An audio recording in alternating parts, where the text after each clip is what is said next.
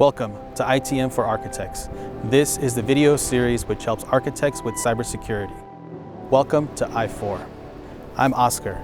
I help architects deliver hyperscale data centers, and I've been an AEC professional for more than 15 years. I live in Chicago. I'm a husband, a father of two, I read way too many books, and I love walking old cities and urban sketching. Information Technology Management for Architects is here to help. I4 is ready to help register architects, project managers, and designers. I'm here to help students. Don't waste your time learning apps and workflows that aren't secure.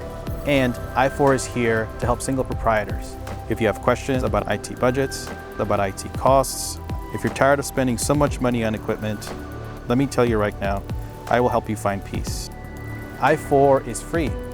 It lives here on the World Wide Web. Together, we will cover 4 topics every season. I will empower you with the knowledge we need to take on cybersecurity, IT governance, apps, and IT budgets. Time out. I need to share 4 disclaimers. The advice I'll share here is general. 2, the architectural and technology information is provided for general purposes only. 3, this is not a substitute for professional advice.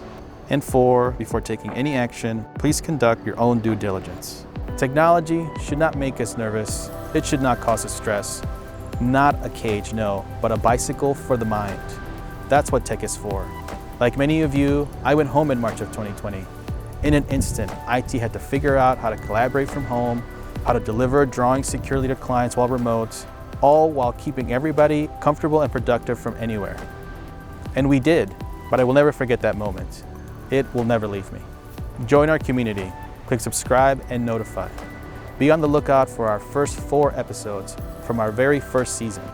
I will cover the top 4 questions I always get about security there.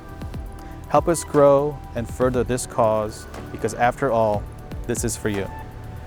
Episode 0 is done. Computer, share with the world.